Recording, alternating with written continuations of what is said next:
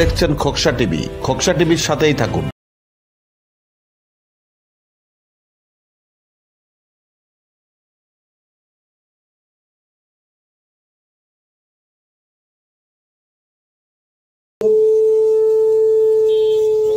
সাথীরা, আজকে এই আন্দোলনকে কেন্দ্র করে যারা নিহত হয়েছে, জীবন দিয়েছেন, যাদের রক্তের বিনিময়ে আমরা আজকের এই বিজয় অর্জন করেছি। স্বৈরাচারী শেখ হাসিনা সরকারকে দেশ থেকে বিতাড়িত করা সম্ভব হয়েছে সেই ছাত্র জনতা এবং বিশেষ করে যারা শহীদ হয়েছেন, বিশেষ করে আমাদের এখানে একটা ছেলে মারুফ শহীদ হয়েছে, তাদের আমরা রুহের মাগফিরাত কামনা করি।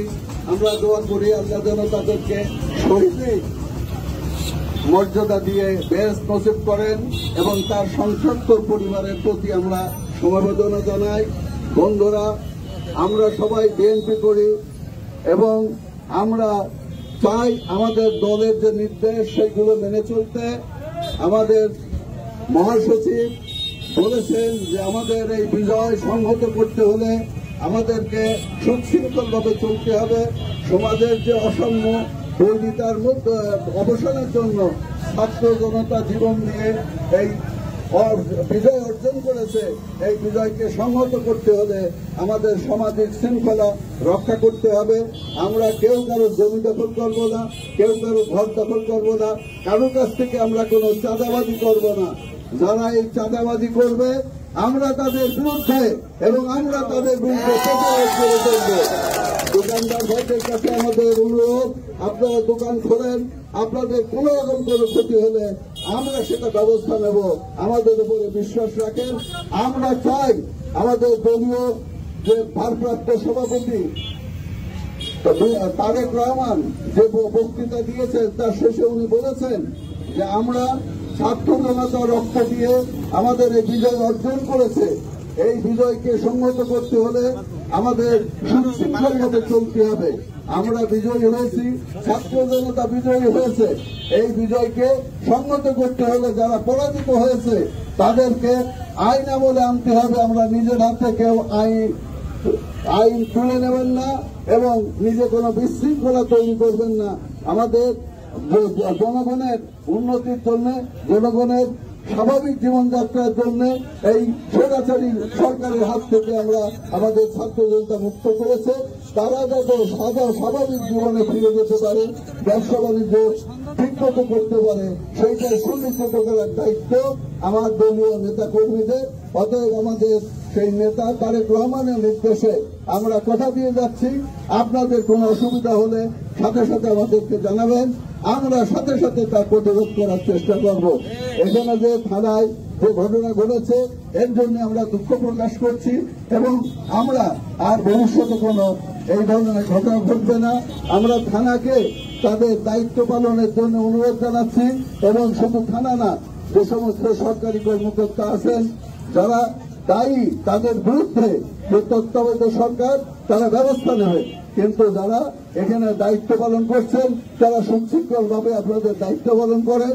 আপনাদের কেউ বাধা দিতে পারবে না এবং বাধা দিলে আমরা সেটা প্রতিরোধ করবো ইনশাল্লাহ। এই কথা আমি আপনাদের কাছে বলে যাচ্ছি। আমার বিএনপি নেতা কর্মীদের কাছে আমার অনুরোধ, মহল্লায় মহল্লায় আপনারা পাহারা দেবেন এবং আপনারা লক্ষ্য রাখবেন কে চাঁদাবাজি করছে, কে জমি দখল করছে, কে ঘর দখল করছে। যারা দখল করে সাথে সাথে আমাদেরকে বলবেন, আমরা সাথে সাথে সেখানে আমরা ব্যবস্থা নেব এবং কেউ কোনো ভয় পাবেন না। এবং আপনারা দোকানদাররা কেউ চাঁদা চেতে আসলে আপনারা সম্মিলিতভাবে প্রতিরোধ করে দাঁড়িয়ে থাকবেন। আমরা তার পাশে আছি, আমরা তার পাশে এসে মোকাবেলা করব। আর হিন্দু ভাইদের প্রতি আমার অনুরোধ, আপনারা কেউ ভয় পাবেন না। আমাদের এই দেশ হিন্দু মুসলমান বৌদ্ধ খ্রিস্টানের দেশ, এই দেশ সাম্প্রদায়িক সম্প্রীতির দেশ।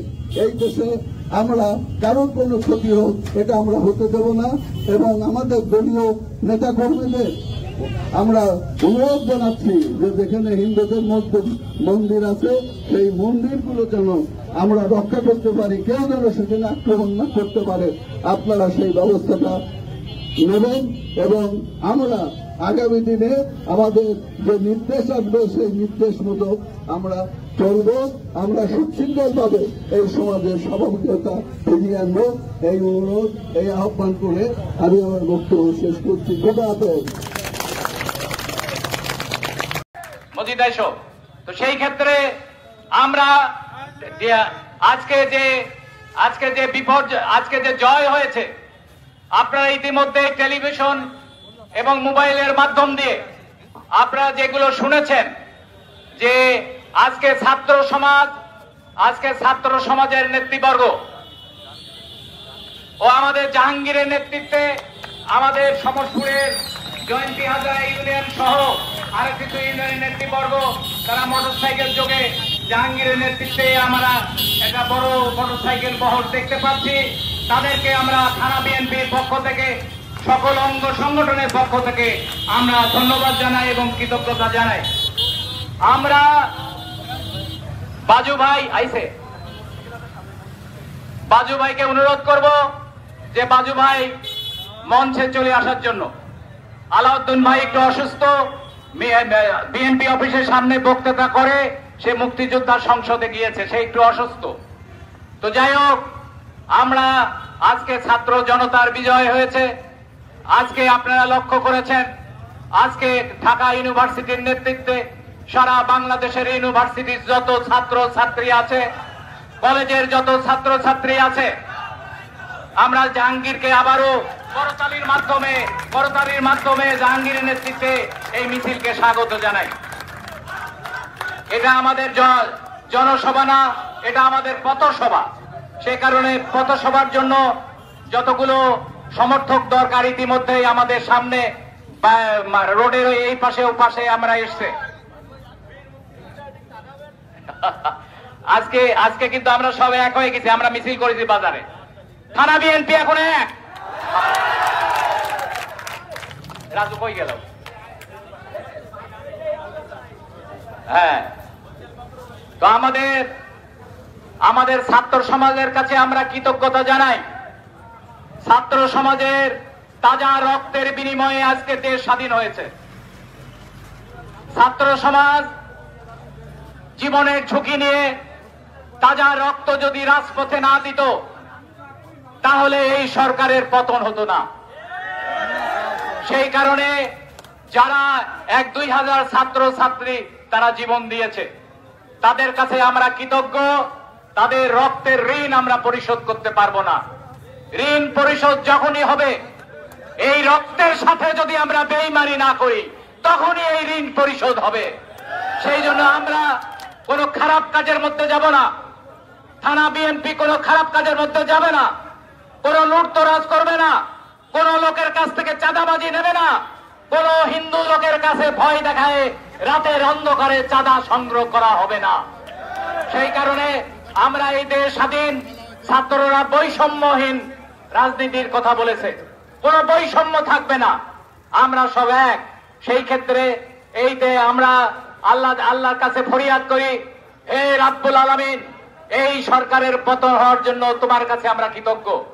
এই তোমার কাছে আমরা প্রার্থনা করি যে আমাদের যে ছাত্ররা জীবন দিয়েছে তাদের তুমি শহীদের মর্যাদা দান করো। সবাই বলে আমিন।